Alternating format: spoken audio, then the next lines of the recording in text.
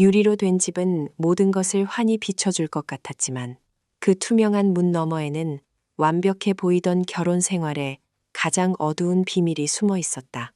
어느 추운 겨울 아침, 성공한 아내가 저택 뒤뜰에서 의식을 잃은 채 발견되었고, 처음 전해진 이야기는 검은 옷을 입은 낯선 남자가 흔적도 없이 사라졌다는 것이었다. 그러나 만약 정말로 외부인이 그 집에 침입했다면 왜 아무도 그를 보지 못했으며 개들은 왜 조용했고 결혼 생활의 비밀과 두 번째 휴대전화, 다락방에 숨겨진 옷까지는 왜 하나둘씩 드러났을까? 유리로 된 문은 외부인에게만 투명했을 뿐 그 안쪽에는 아무도 모르게 오래전부터 금이가 있던 결혼 생활이 자리하고 있었던 것은 아닐까? 시청해 주셔서 감사합니다. 실제 사례 콘텐츠가 도움이 되셨다면 좋아요와 구독 부탁드립니다. 2008년 12월 15일 아침, 짙은 서리가 하얗게 내려앉은 곳은 아일랜드 더블린 북부 외곽에 위치한 호스 반도였다. 이곳은 바다를 굽어보는 절벽과 상류층의 독립된 저택들로 유명한 지역이었다. 윈드게이트 거리에 자리한 로안 힐이라는 이름의 저택에서 릴리스 가족은 겉으로 보기에 많은 이들이 성공의 표본이라 여기던 삶을 살고 있었다. 이 집의 주인은 46세의 셀린 코울리로 광고 영상 제작 분야에서 명성을 쌓은 프로듀서였으며 그녀의 남편은 52세의 임원 릴리스였다. 두 사람은 함께 당시 아일랜드 미디어 업계에서 신망이 높았던 광고 영상 제작사 토이타운 필름스를 운영하고 있었다. 그날 오전 정확히 10시 4분, 아일랜드 경찰인 안가르다 시오아나의 999 긴급 신고 전화에 임원 릴리스의 휴대전화 번호로 전화가 걸려왔다. 다급한 목소리로 아내가 방금 뒤뜰에서 낯선 사람에게 공격당했다고 알렸다. 상황실 직원은 즉시 구급차와 호스 경찰서 소속 경찰관을 현장으로 출동시켰고 의료진이 도착할 때까지 전화로 응급처치 요령을 안내했다. 몇 분 뒤 킬바릭 소방서 소속 구급대원과 최초 출동 경찰관들이 로안 힐에 도착했다. 그들이 목격한 것은 서리로 뒤덮인 야외 목재 데크의 일부였고 그곳에서 셀린 코울리가 잠옷 차림으로 엎드린 채 커다란 핏자국 속에 쓰러져 있었으며 완전히 의식이 없고 어떤 자극에도 반응하지 않았다. 당시 임원 릴리스는 아내 곁에 무릎을 꿇고 상황실 안내에 따라 심폐소생술을 실시하고 있었다. 현장에 도착한 초기 몇 분 사이 구급대원 스티븐 오라일리는 업무 보고서에 이상한 점을 기록했다. 신고 전화가 방금 이루어졌고 릴리스의 말에 따르면 사건이 막 발생했음에도 불구하고 셀린 코울리의 체온은 야외에서 잠깐 의식을 잃고 쓰러진 사람에게서 예상할 수 있는 수준보다 훨씬 낮게 떨어져 있었다. 시신 주변의 핏자국 역시 이미 응고되기 시작한 흔적을 보였는데 이는 보통 초기 진술이 말하는 시간보다 훨씬 더 긴 시간이 흘렀음을 암시하는 세부 사항이었다. 셀린 코울리는 곧바로 보몬트 병원으로 이송되었다. 모든 응급처치 노력에도 불구하고 그녀는 같은 날 오전 10시 56분 사망 판정을 받았다. 로안 힐에서는 경찰이 즉시 집 전체와 주변 정원을 봉쇄하고 이곳을 철저한 수사가 필요한 중대 사건 현장으로 지정했다. 호스 경찰서에서 임원 릴리스는 사건 당시 현장에 있던 유일한 인물로서 진술에 협조하도록 요청받았다.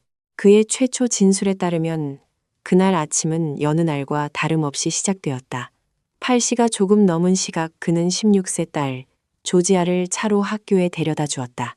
로안 힐로 돌아온 뒤에는 가족의 오랜 습관대로 호스 언덕 주변으로 개를 데리고 산책을 나갔다. 릴리스는 산책을 마치고 집으로 돌아왔을 때 집 뒤편에서 이상한 소리가 들렸다고 진술했다. 뒤뜰로 나가보니 낯선 남자가 공격 자세로 아내 곁에 있는 것을 발견했다고 했다. 그는 이 남자를 20대에서 30대 사이로 보이는 평범한 체격의 청년이며 온몸에 검은 옷을 입고 얼굴을 가리는 모자를 쓰고 있었다고 묘사했다. 그의 진술에 따르면 낯선 남자는 뒤뜰에서 가져온 포장용 벽돌을 손에 들고 셀린을 짓누르고 있었다.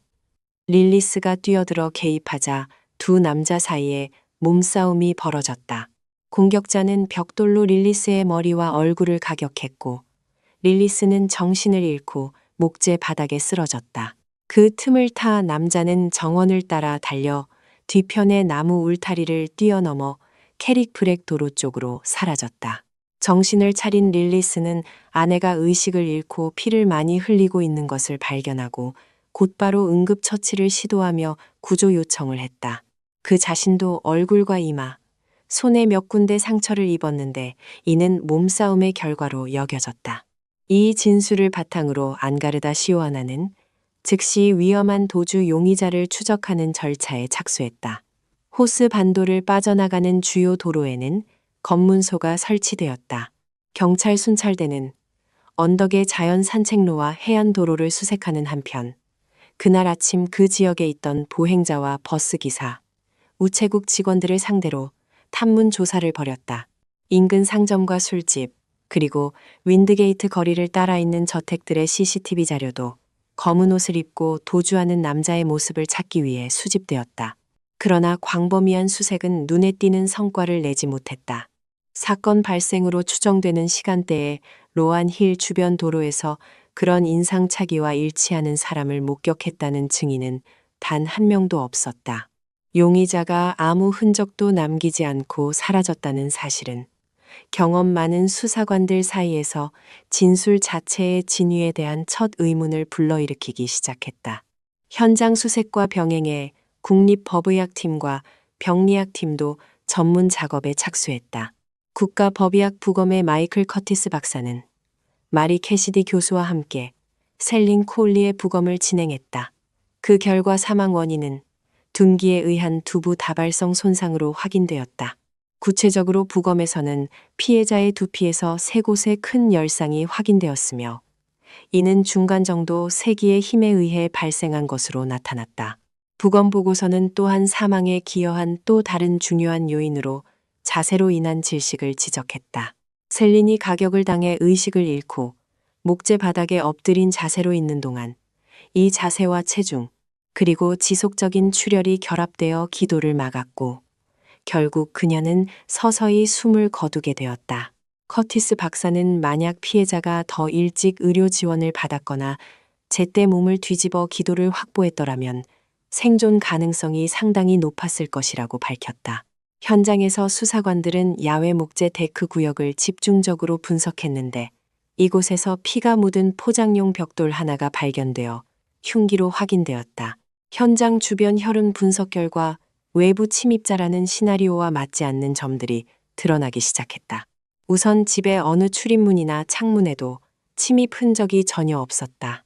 둘째로 릴리스가 공격자가 도주하며 뛰어넘었다고 진술한 뒤편 나무, 울타리에는 새로운 긁힌 자국도 없었고 옷섬유가 걸려있지도 않았으며 무엇보다 공포에 질려 도망친 사람이라면 남았을 서리가 흐트러진 흔적이나 진흙 자국이 전혀 없었다. 수사관들의 눈길을 끈 또 다른 부분은 집안 개들의 행동이었다. 로안힐 인근 주민들은 릴리스 가족의 개들이 낯선 사람이 접근할 때마다 평소 매우 사납게 짖는다고 증언했다. 하지만 그날 오전 8시 30분에서 10시 사이 로안힐 부지에서 개 짖는 소리를 들었다는 이웃은 아무도 없었으며 다만 사람의 큰 언쟁 소리만 몇 차례 들렸다고 했다. 현장에서 드러난 의심스러운 정황을 바탕으로 수사팀은 이후 조사에서 임원 릴리스의 진술과 행동을 더욱 깊이 분석하기 시작했다. 그의 이야기 속 여러 사소한 세부 사항들이 점차 모순을 드러냈다. 사건 당일 아침 입었던 옷을 제출하라는 요청을 받자 릴리스는 경찰에 한 벌의 옷을 건네며 그것이 아내를 구하려 애쓰고 공격자와 몸싸움을 벌일 때 입고 있던 옷이라고 확언했다. 그러나 혈흔 형태 분석 전문가들은 이 옷에 묻은 핏자국이 주로 스며들거나 문질러진 형태로 이미 존재하던 혈액원과 수동적으로 접촉했을 때 나타나는 특징을 보인다는 사실을 발견했다. 만약 실제로 벽돌로 피해자를 공격하는 사람과 가까이서 몸싸움을 벌였다면 반드시 나타났어야 할 고압 분사 형태의 미세한 혈흔은 전혀 없었다. 호스 경찰서에서도 또 다른 정황이 포착되었다. 진술을 마친 뒤 릴리스는 화장실을 사용하겠다고 요청했다. 경찰관들은 생물학적 증거 채취를 위해 손을 그대로 유지해달라고 당부했음에도 릴리스는 기술자가 채취를 진행하기 전에 손과 얼굴을 씻어버렸다. 이 행동은 심각한 증거 훼손으로 간주되었고 그의 진짜 동기에 대한 의혹을 더욱 키웠다. 수사관들은 12월 15일 아침에 상세한 시간표도 재구성했다. 그에 따르면 8시 15분경 릴리스는 딸을 학교에 데려다 주었다. 8시 40분에는 집 근처 편의점에 들러 신문을 샀다. 9시경 로안 힐로 돌아왔다. 그의 진술에 따르면 9시 5분부터 10시까지가 개와 산책을 하고 이후 침입자와 마주친 시간이었다. 10시 4분이 되어서야 긴급 신고 전화가 이루어졌다. 이 거의 1시간에 가까운 공백은 곧 수사의 핵심 쟁점이 되었다. 만약 낯선 남자의 공격이 릴리스의 묘사대로 순식간에 벌어진 일이었다면 아내의 목숨이 위독한 상황에서 그가 왜 그렇게 오랜 시간이 지난 뒤에야 구조대에 연락했는지 의문이 제기되었다. 침입자 이야기에 대한 의혹은 수사팀 내부에서 점점 커져갔다. 사건 발생 사흘째 되던 날 로안 힐 저택에 대한 전면 압수수색 영장이 발부되었다. 로안 힐에 대한 전면 수색은 노련한 과학수사팀의 참여 아래 진행되었다. 침실 4개짜리 저택의 구석구석이 공용 생활 공간부터 거의 사용되지 않는 부속 공간까지 꼼꼼히 조사되었다. 수사관들이 다락방으로 이동했을 때 주로 오래된 물건을 보관하는 어두운 공간에서 구석 깊숙이 숨겨진 커다란 여행 가방을 발견했다. 가방 안에는 가족의 방송 제작일에 어울리는 전문가용 카메라와 촬영 장비 몇 점이 들어 있었다. 그러나 경찰관들이 장비를 꺼내자 가방 바닥 아래에서 빽빽하게 채워진 검은색 비닐 쓰레기 봉투가 발견되었다. 봉투를 열어보니 청바지 한 벌과 검은색 스웨터 한 벌이 나왔는데 둘 다 흠뻑 젖어 있었고 이미 말라붙은 큰 핏자국으로 덮여 있었다. 옷과 함께 피를 흡수한 다량의 티슈도 있었다. 모든 증거물은 즉시 봉인되어 긴급 분석을 위해 국립법의학연구소로 옮겨졌다. 이후 나온 DNA 검사 결과는 사건 전체의 결정적 전환점이 되었다. 청바지와 검은 스웨터에 묻은 혈흔은 셀린 코울리의 유전자 정보와 완전히 일치했다. 이렇게 숨겨져 있던 피 묻은 옷의 존재는 릴리스의 최초 진술과 정면으로 모순되었다. 만약 그가 단순히 산책을 마치고 돌아와 우연히 사건을 발견한 사람이었다면 왜 피 묻은 옷을 벗어 비닐봉투에 넣고 다락방에 숨긴 뒤 다른 옷으로 갈아입고서야 구조대에 전화를 걸었는지 의문이 제기되었다. 이 발견에 대해 추궁받자 릴리스는 당황한 기색을 보이며 새로운 설명을 내놓았다.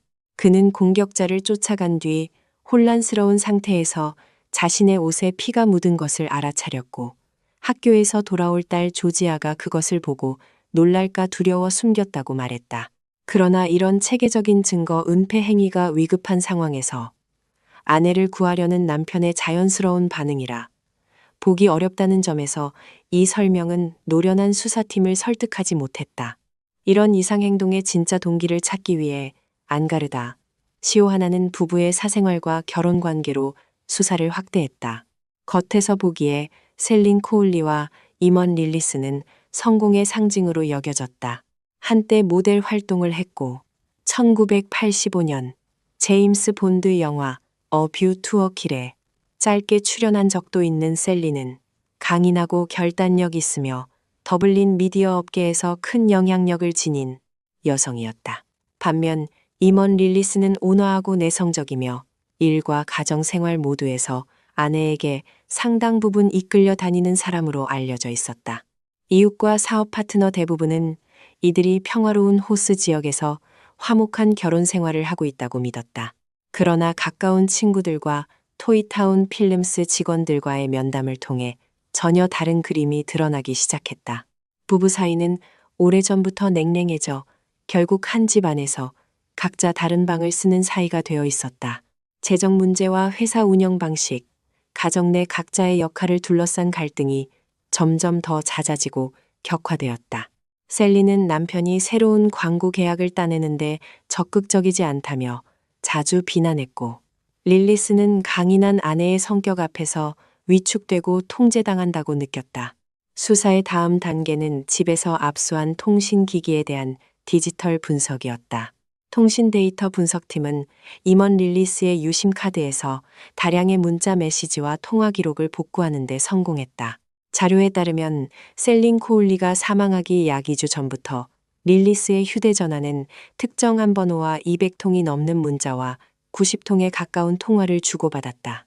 이 번호의 주인은 셀린이 아니라 32세 여성진 트레이시로 셀린과 임원 둘 다 단골이었던 호스 헤이븐이라는 뷰티 살롱에서 마사지 치료사로 일하는 사람이었다. 이 사실은 사건에 전혀 새로운 방향을 열어주었다. 진 트레이시의 등장은 릴리스가 그동안 애써 쌓아온 완벽한 가정의 이미지를 무너뜨렸을 뿐 아니라 은밀히 유지되어 온 불륜 관계에 대한 중요한 단서를 수사관들에게 제공했다. 수사팀은 이것이 바로 12월 15일 추운 아침 로안힐에서 벌어진 비극으로 이어진 잠재된 갈등을 설명해 줄 열쇠일 수 있다고 판단했다. 릴리스와 진 트레이시 사이에 빈번한 연락을 발견한 뒤 수사관들은 즉시 이 여성을 소환해 진술을 받았다. 전과가 전혀 없고 다른 사람과 결혼을 앞두고 있던 트레이시는 자신의 단골 고객이었던 셀린 코울리가 사망했고 자신의 비밀 연인이 유력한 용의자라는 사실을 알고 큰 충격을 받았다. 트레이시는 회피하지 않고 수사에 전면적으로 협조하며 중요한 세부 정보를 다수 제공했다. 트레이시의 진술에 따르면 그녀와 릴리스의 관계는 사건이 일어나기 약 8주 전부터 시작되었다. 처음에는 셀린 코울리 자신이 남편에게 허리와 어깨 통증 치료를 위해 호스 헤이븐 살롱을 추천했다. 하지만 몇 주가 지나면서 전문적인 치료 시간의 성격이 서서히 바뀌었다. 트레이시는 어느 날 오후 치료가 끝난 뒤 릴리스가 자신을 자동차 조수석에 앉히고 가족이 키우는 개들의 사진을 보여주었다고 회상했다. 그 순간부터 두 사람 사이의 태도가 달라지기 시작했다. 이후 만남에서는 마사지를 받는 동안 눈을 감는 대신 릴리스가 계속 트레이시를 바라보며 미소를 지었다. 그렇게 불륜 관계가 본격적으로 시작되었다. 이 관계를 비밀로 유지하기 위해 릴리스는 트레이시 전용으로 두 번째 휴대전화를 따로 구입했다. 두 사람은 매일 문자와 통화로 연락을 주고받았다. 대화 중 릴리스는 자신의 결혼 생활이 막다른 상태라고 자주 하소연했으며 자신과 셀린이 몇 년째 각방을 쓰고 있고 더 이상 서로 통하는 부분이 없다고 단언했다. 이 삼각관계의 긴장은 경찰이 로안힐에 있는 릴리스의 개인 옷장을 수색해 손으로 쓴 메모 한 장을 발견하면서 더욱 뚜렷해졌는데 그 메모에는 한 여성이 6월에 다른 사람과 결혼을 앞두고 있다는 언급과 함께 상황을 바꾸기 위한 시간이 점점 줄어들고 있다는 초조함이 담겨 있었다. 트레이시가 제공한 가장 주목할 만한 정황은 셀린이 사망한 직후 릴리스의 행동과 관련된 것이었다. 사건 당일 아침 셀린이 응급 이송된 뒤에도 릴리스는 트레이시에게 문자를 보내려 했다. 이후 며칠 동안 그는 전화를 걸어 셀린이 부부싸움 도중 스스로 넘어져 현관 바닥에 머리를 부딪혔다고 설명했는데 이는 경찰에게 진술했던 침입자 이야기와는 완전히 다른 버전이었다. 몇 주 뒤 릴리스가 트레이시에게 값비싼 장신구를 선물하자 그녀는 사건의 심각성을 깨닫고 즉시 이를 수사팀에 넘겼다. 다락방에서 나온 물적 증거와 숨겨진 옷에서 확인된 DNA 결과, 여러 모순점이 남아있는 시간표, 그리고 진 트레이시의 상세한 진술까지 모든 것을 갖춘 가르다 시오아나는 행동에 나서기로 결정했다. 2008년 12월 20일 이른 아침 수사관들은 로안 힐로 찾아가 임원 릴리스에 대한 긴급 체포영장을 집행했다. 아내의 죽음과 관련된 체포 사유를 듣는 순간 릴리스는 그 결정의 근거가 무엇인지 짧게 되묻는 것으로 냉담하게 반응했다. 취조실에서 릴리스는 수사관들이 하나둘 제시하는 부인할 수 없는 생물학적 증거들과 마주해야 했다. 여기에는 사건 당일 아침 릴리스가 차고 있던 손목시계 표면에서 발견된 셀린의 혈흔, 침대 옆 서랍에서 발견된 피 묻은 티슈 조각들, 그리고 무엇보다 다락방의 오래된 장난감 더미, 속에 숨겨진 여행 가방과 그 안 쓰레기 봉투에 벗어 넣은 피투성이, 옷이 포함되어 있었다. 이러한 확실한 증거 앞에서 릴리스는 진술을 바꾸기 시작했다. 그는 부부가 각방을 쓴 것이 우연이 아니라 셀린이 자주 크게 코를 골고 잠버릇이 심해 오래전부터 그렇게 정해둔 일이었다고 인정했다. 다락방에서 발견된 피 묻은 옷에 대해서는 아내를 응급처치하려다 옷을 갈아입었고 딸 조지아가 보고 놀랄까 두려워 숨겼을 뿐이라고 주장했다. 그러나 그는 여전히 검은 옷을 입고 모자를 쓴 낯선 남자가 아내를 공격했으며 자신은 그저 개입하려다 정신을 잃은 피해자에 불과하다는 주장을 굽히지 않았다. 경찰은 그가 긴급 신고 전화를 하기까지 거의 1시간에 이르는 공백을 설명하며 계속해서 설득력 없는 이유를 내세우는 것에서 그의 완강함을 분명히 느꼈다. 릴리스의 지속적인 부인에도 불구하고 검찰은 결국 그를 셀린 코울리 살해 혐의로 정식 기소하기로 결정했다. 2010년 1월 임원 릴리스에 대한 재판이 더블린 중앙형사법원에서 정식으로 개시되었다. 이 사건은 피해자의 명망 있는 지위와 호스 지역, 상류층 삶을 둘러싼 여러 정황 때문에 아일랜드 전역의 언론과 여론의 집중적인 관심을 받게 되었다. 법정은 방청객으로 늘 가득 찼으며 그 자리에는 당시 80세였던 셀린 코울리의 아버지 제임스 코울리와 그녀의 여동생 수잔나를 비롯한 다른 가족들도 함께했다.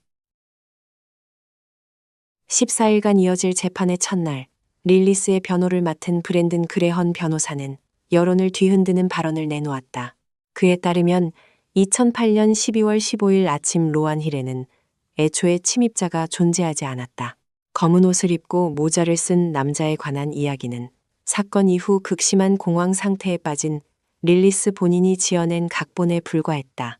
임원 릴리스는 이후 증인석에 올라 이야기의 최종 버전을 진술했다. 새로운 진술에 따르면 딸을 학교에 데려다주고 집으로 돌아왔을 때 셀린이 고무장갑을 끼고 냉장고를 청소하고 있었다. 그녀는 그에게 차를 마실 물을 끓이라고 부탁했다. 릴리스는 마당에 개 배설물을 치우고 야외 작업용 장갑을 낀 뒤에 하겠다고 답했다.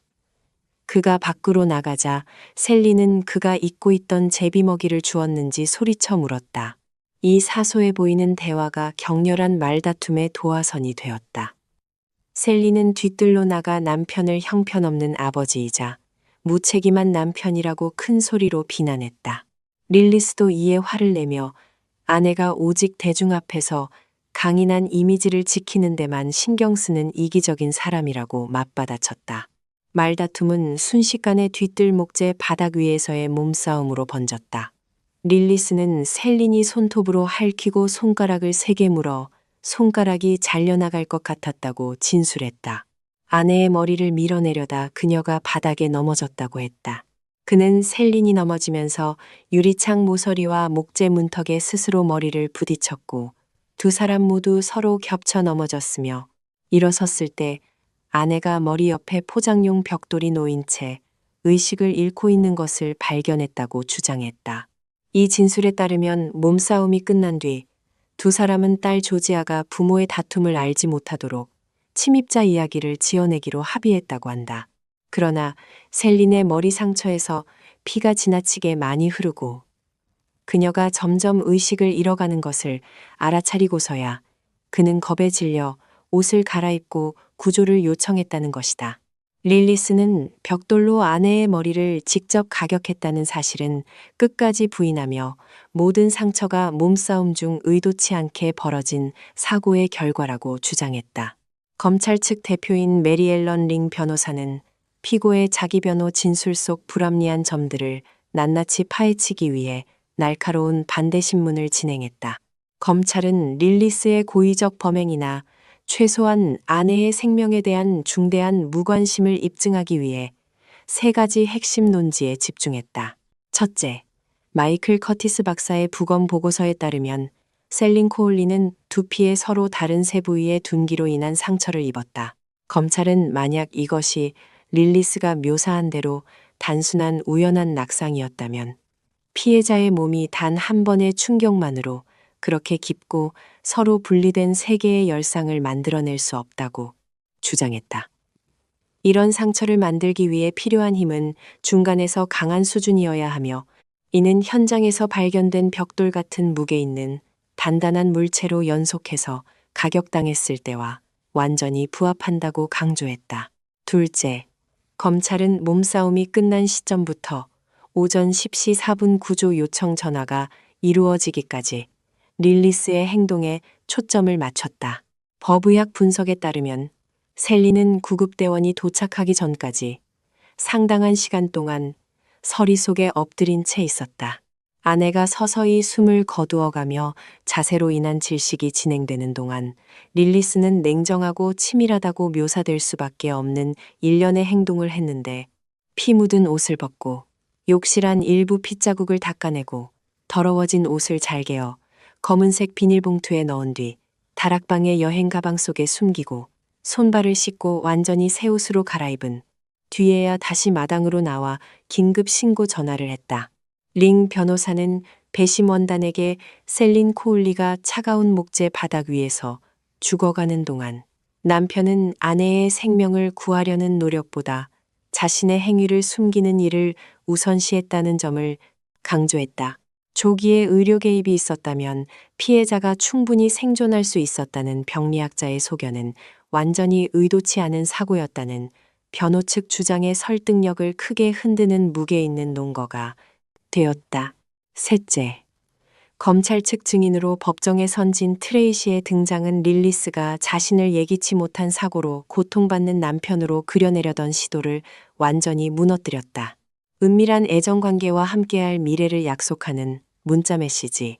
릴리스의 개인 공간에서 발견된 시간적 압박감을 드러낸 쪽지에 대한 트레이시의 증언은 피고의 행위에 더 구체적인 동기를 부여했는데, 이는 공동재산에 큰 영향을 미칠 수 있는 값비싼 이혼은 피하면서도 강한 성격의 아내와 그녀의 재정적 통제로부터 벗어나고 싶었던 바람과 관련이 있었다. 48명의 증인 진술을 듣고 14일간의 재판 기간 동안 모든 증거 자료를 검토한 뒤 남성 6명과 여성 6명으로 구성된 배심원단은 평의실로 들어가 논의를 시작했다. 베리 화이트 판사는 살인죄 인정, 완전 무죄 선고 또는 도발이나 정당방위, 중대한 과실, 살해 의도 입증 실패라는 네 가지 서로 다른 근거 중 하나에 따른 치사죄 인정 등 판결 방안에 대한 구체적인 법적 지침을 내렸다. 사흘에 걸쳐 9시간 반 가까이 이어진 긴장된 논의 끝에 2010년 1월 29일 저녁 6시 26분 배심원단은 10대 2의 다수결로 최종 판결을 내렸다. 임원 릴리스는 살인죄에는 해당하지 않지만 셀린 코울리에 대한 치사죄가 인정되었다. 배심원단은 검찰이 몸싸움 당시 릴리스가 아내의 생명을 빼앗거나 중대한 상해를 입힐 사전 의도를 가지고 있었다는 점을 합리적 의심의 여지 없이 입증하지 못했다고 결론지었다.